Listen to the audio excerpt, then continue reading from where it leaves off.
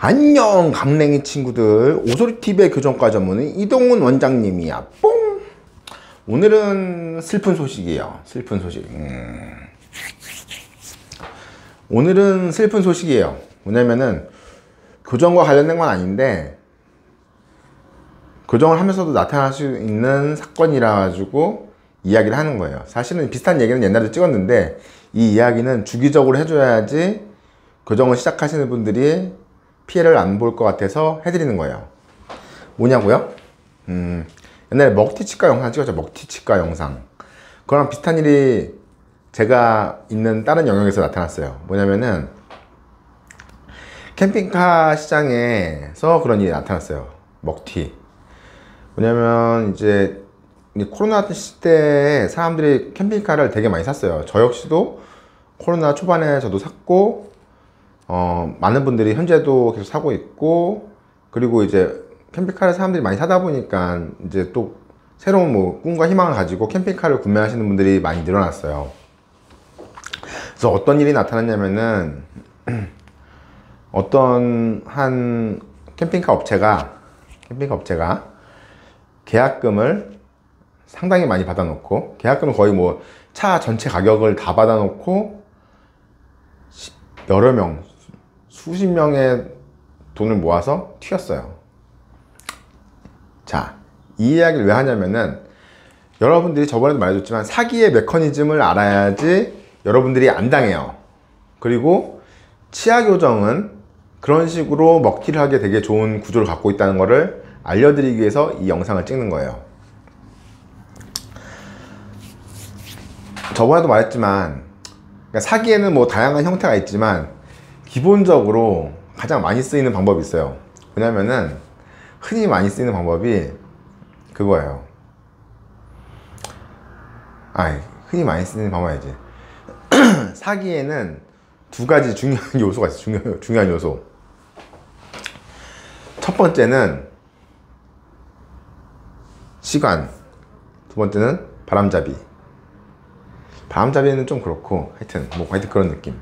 무슨 말이냐면은 항상 어떤 식으로 나타나냐면은 어떤 뭔가를 서비스나 재화를 받는 데 있어서 이게 다 받는 데까지 시간이 오래 걸린다 라고 하는 그런 것들. 어떤 물건을 사는데 오래 걸린다, 어떤 서비스를 종료하는 데까지 오래 걸린다, 그러면은 이게 위험할 수 있다는 거를 인지해야 돼요. 왜냐면은 이 기간이 길다는 거는 그동안에 어떤 사람이 많은 돈을 모아서 갑자기 이 정도 돈이면 먹고 살만한데 그냥 튀자 하고 튈 수 있는, 총알을 모을 수 있는 기간을 갖고 있는 그런 시스템에서 많이 나타나요. 자, 이 캠핑카 사기 사건? 하여튼 사기인지는 모르겠지만 하여튼 요거에 대해서 이야기 드릴게요. 어떻게 했냐면은 제가 재작년에 캠핑카를 사러 갔어요. 근데 뭐 유튜브 보면서 와, 이런 캠핑카도 있고 이런 캠핑카도 있고 와, 좋다, 되게 좋다 하면서 뭐 이제 알아보다가 국내 뭐 큰 업체 몇 군데가 있어요. 그 중에 한 군데가 제일 뭐 인테리어도 좋고 뭐 다 좋아 보여서 거기 갔어요. 갔는데 사실 치과에서 관상 얘기하면 좀 그렇지만 관상이 좀 쎄하긴 했어요. 좀 쎄하긴 했는데 그래도 관상을 바로 사람을 판단하면 안 되지 라고 그러면서 일단 차도 구경하고 캠핑카도 구경하고 뭐 얘기도 듣고 하는데 딱 그러는 거예요. 이 캠핑카 받는 데까지 한 8개월 소요될 거고요. 지금 너무 밀렸습니다. 인기가 너무 많아서 밀렸습니다. 8개월 정도 걸립니다. 그리고 또 한 가지는, 그리고 계약금을 30%를 내야 됩니다. 그런 거여서 무슨 계약금을 30%나 내지? 그랬어요. 생각해봐요. 캠핑카니까 계약금 30%면 엄청 많은 액수예요. 그래서 나오면서 뭔가 찜찜함을 감출 수 없어요. 왜냐면은 저는 이런 형태의 사기를 되게 잘 알거든요. 잘 알아요. 잘 알기 때문에 이거 뭔가 찜찜한데 딱 느껴지는 게, 저 나름 주식쟁이잖아요. 경제에 대해서 좀 관심이 많단 말이에요. 이거 지금 이게 사람들이 이 캠핑카에 몰리는 수요가 좀 지나면 코로나 좀 끝나면 좀 감소할 거고, 그러면 이거 좀 약간 현금 흐름에 좀 문제가 좀 생기면서 슬슬 이거 감당할 수 있을까? 뭐 그런 생각이 들면서 그냥 처음에 계약서 썼는데 다시 나와서 안 한다고 했어요. 바로 안 한다고 바로 다른 곳으로 갔어요. 다른 곳으로. 거기는 계약금이 30%가 아니라 정말 그냥 소소하게 500만 원만 내고 계약을 할 수 있는 그런 데였어요. 그리고 물건이 오면 그때 지불하는 형태였어요. 그래서 바로 거기서 계약했어요. 바로. 무슨 말인지 알겠죠? 지금 여기서 중요한 핵심은 뭐예요? 큰 돈을 땡긴다.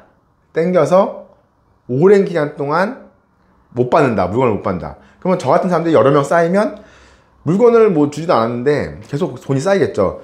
뭐 4천만 원, 4천만 원, 4천만 원, 4천만 원 막 쌓이면은 100명 모아도 40억이잖아요. 그런 거예요. 근데 특징이 뭔지 알아요? 얘네들이 먹튀하기 전에 어떻게 행동하냐면은 이렇게 행동해요. 저 때만 해도 30%였거든요. 어제 이 사건이 알려졌는데 몇 주 전까지만 해도 전시회 나와가지고 캠핑카 전시회 나와서 그랬대요. 지금 전액 지불하시면 2천만 원 할인해 드립니다. 자, 여기서 많이 보던 거죠.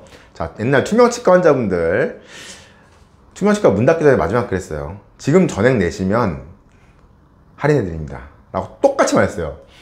어떻게 이게 사람들이 그러니까 생각하는 구조가 그러니까 비슷한가 봐. 마지막에 갈수록 최대한 많이 땡겨서 튀어야 된다는 생각이 강한 거예요.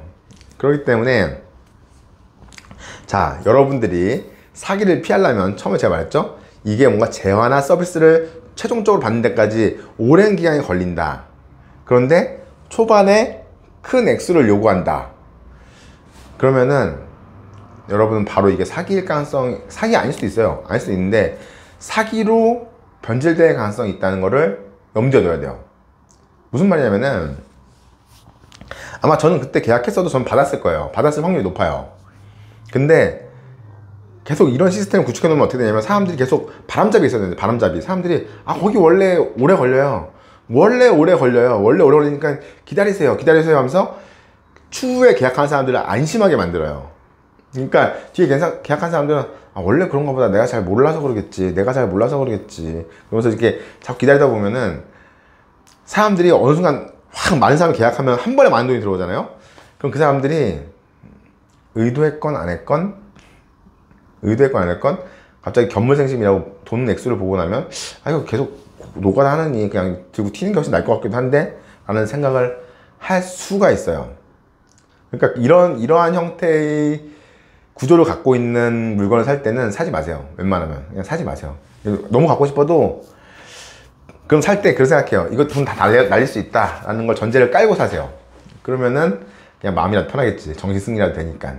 하여튼 그런 거고. 자, 그럼 또 한 가지 더 얘기 드릴게요. 저는 이게 되게 위험하다고 생각하는 게 왜 그러냐면은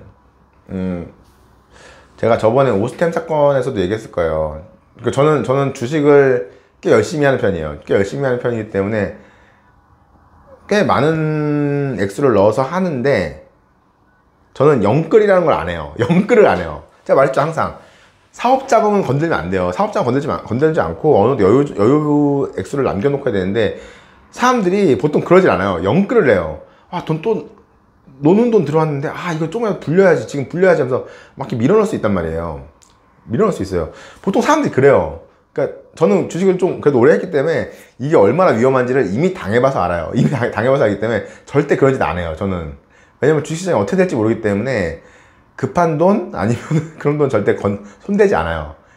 젊었을 때 이미 당해봤어요. 전세자금 땡겨다가 넣었다가 반토막 나서 날려본 적 있어요. 이미 제가 20대 때 날려봤기 때문에 그 뒤로는 절대 그런 짓 안 해요.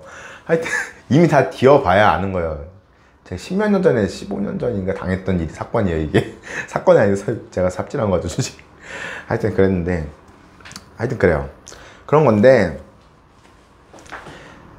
딱 이런 아까 말한 대로 오래 걸리고 처음에 큰 돈 액수를 넣어야 되는 그런 시스템을 갖고 있는 상태에서 그 시기에 기다리는 시기에 비트코인, 코인이나 막 주식이 막 불을 뿜는다든지 하면서 막 사람들이 막 패닉 바잉 하고 막 포모증 걸리고 막 그런 상태가 되면 어떻게 되냐면 이 사람들이 나중에 이분들한테 줄 돈을 그런 투자에다 넣어요. 문제는 이분들이 투자에 대해서 좀 잘 아는 것도 아니고 잘 모르는 상태에서 엉뚱한 데 넣어요. 엉뚱한 데 넣으면은 그냥 나중에 싹 없어지죠. 없어지고 나면은 어떡하겠어요. 그냥 도망가야죠. 왜냐면 남은 돈으로는 그 사람들한테 그냥 정상적으로 물건을 넘길 수 없잖아요. 자 그러면 이제 치과로 넘어올게요. 이거 너무 중구난방이긴 한데, 치과로 넘어오면은 치과 원장님들이 똘똘해 보이나요? 똘똘해 보여요? 똘똘한 경우도 있고 그렇지 못한 경우도 있죠. 옛날에는 뭐 공부 잘했을지 몰라도 세상에 대해서 이렇게 관심이 별로 없고 그러면은 그냥 뭐 옛날에 잠깐 똘똘했던 거지. 그냥 되게 멍청한 사람들도 솔직히 많아요. 그냥 전 진짜 너무 한심한 경우도 많이 봤어요. 그냥 서울대를 나오셨고 엄청 큰 치과를 해요. 그러니까 사업적으로는 이제 이게 잘 그냥 사업 수완으로 계속 병원을 키워서 크게 만들었지만 그분이 투자하는 걸 보면은 바본가? 바본가? 라는 생각이 들어요. 진짜 바본가? 왜 이러지? 그런 생각이 들어요. 자, 무슨 얘기 하려는 거냐면은, 여러분들은 이제 되게 교정을 받으러 갈 때 그런 경우가 있을 거예요. 지금 그냥 비용을 다 내시면은 조금 할인해 드린다고. 그런 경우 있으면 하지 마세요. 절대 하지 마세요. 왜냐면 일단 그분이 정말 되게 뭐 투자에 대해서 엄청 그런 재능이 있거나 그런지는 알 수가 없어요. 환자분들이 알 수 없잖아요. 알 수 없어요. 그래서 뭐 그분이 투자에 되게 잘해서 먼저 땡겨 받으면은 자기가 그걸 잘 불려서 이렇게 교정이 끝날 때쯤 되면 더 액수가 커지니까 비용을 좀 떨구고 투자를 해서 다른 비싸게 받는 데랑 비슷하게 맞추게, 평균치 받는 데랑 맞추겠다. 그래서 덤핑을 하는 선생님이 있을 거라고 생각할 수도 있잖아요. 근데 아닐 수도 있죠. 그분이 그냥 욕심이 가득해가지고 땡겨 받아서 나도 빨리 주식이라는 거, 코인이라는 거 해서 돈을 불려봐야겠다 라고 생각한 걸 수도 있죠. 그랬는데 못 불렸어. 반토막 났어. 그럼 어떻게 됐어요? 돈은 다 땡겨 받았어요. 돈은 교정 비용은 다 땡겨 받았는데 아직 이 환자 치료하려면 뭐 2년, 우리는 거의 3년 넘게 하니까, 보통 치과들 뭐 2년에서 2년 반 한다고 하는데 저희는 3년 넘게 하니까 초반에 다 받았어. 받았는데 그거를 뭐 주식하다가 1년 만에 다 날려 먹었어요. 그럼 2년 동안은 그냥 손가락 빨면서 환자 봐야 되는 거예요. 새로운 환자가 안 들어온다고 하면. 그렇잖아요. 과연 그 의사 선생님이 그거 해줄까요? 도망가겠죠. 도망갈 거예요. 2년은 어떻게 버텨요? 2년 들어오는 거 없이 버티려고 하면 힘들지. 그래서 먹튀 치과가 그래서도 생겨요. 그렇게도 생기고. 그러니까 진짜 말 그대로 많은 총알을 모아서 튀어! 그럴 수도 있고, 많은 총알을 모아서 뭐 투자한다고 깝죽깝죽거리다가 다 탕진하고 어떡하지? 튀어! 그럴 수 있는 거예요. 그런 거기 때문에 그냥 한 번에 다 내는 행동은 절대 하지 마세요. 전 진짜 위험해요. 그러니까 저는 다 분납이거든요. 무조건 분납인데 환자분이 가끔 한 번에 내면 안 될까 하면 저는 분납이 좋아서요. 그렇게 얘기해요. 왜 그러냐면은 저는 어차피 한 번에 받아도 투자 안 할 것 같아요. 한 번에 투자해요. 저는 저를 알아요. 저는 한 번에 받으면은 물론 어느 정도 여윳돈을 남겨놓겠지만 그래도 꽤 많은 비중을 투자할 가능성이 커요. 그러다가 제가 아무리 뭐 조심조심 한다고 해도 갑자기 나타나는 블랙스완 알죠? 걔 나타나가지고 한 번에 팡 터지면 그냥 주저앉는 거예요. 주저앉으면은 그냥 어차피 안 쌀 돈이었으면은 뭐 다시 오를 때까지 기다리면 돼 라고 하면 되는데, 제가 이거 병원 운영자금을 3년치를 땡겨다가 지금 이걸 넣었다고 생각해봐요. 그럼 이게 어떻게 되겠어요? 어떻게 되겠냐. 저도 도망가야죠. 당장. 그런 거예요. 그래서 저는 분납을 하는 거예요. 항상 저는 병원이 안정적으로 굴러가기 원하기 때문에 항상 분납을 해요. 환자가 원해도 웬만하면 분납으로 하시라고 그렇게 얘기를 해요. 저는 저를 과신하지 않아요. 저도 사람이고 저도 분명히 실수할 수 있고, 그렇기 때문에 여윳돈이 많이 생기면 그걸로 분명히 이상한 짓 할 수 있어요. 쓸데없는 데 투자하고, 쓸데없는 투자하지 않아. 그 정도로 바보는 아니에요. 그 정도로 바보는 아니지만 그냥 조금 더 투자를 하고, 그리고 제가 전혀 예상하지 못했던 그런 이벤트를 맞아서 그 돈이 날아갈 수도 있겠죠. 자, 알겠죠 여러분? 핵심 정리해 드릴게요. 재화나 서비스를 받는데 긴 시간이 걸린다. 그런데 초반에 큰 돈을 요구한다. 그러면 일단 경계하세요. 일단 경계하세요. 그리고 그러면 안 그렇게 해준 데를 찾아봐요. 차라리 그게 나을 거예요. 그리고 만약에 그 시기가 뭔가 투자나 뭔가 이제 그런 투자에 대해서 버블이 막 껴있는 시대다. 그러면 얘는 거의 망할 확률이 매우 높아요. 이거 진짜 진리예요. 요거만 알고 있어도 여러분들은 어디 가서 눈탱이는 안 맞아요. 적어도. 알겠죠? 되게 기본적인 그러니까 사기를 치려고 한 게 아니라 의도치 않게 사기가 되는 경우가 많아요. 이런 경우가. 의도치 않게. 그 사람들도 보면 그랬을 거예요. 내가 이거 코인 투자해서 뚫려서 손님들한테 더 좋은 차 줘야지 라고 생각했을 수도 있어요. 정말 좋게 보면. 하지만 세상은 그렇게 만만하지 않다는 거 알겠죠 여러분?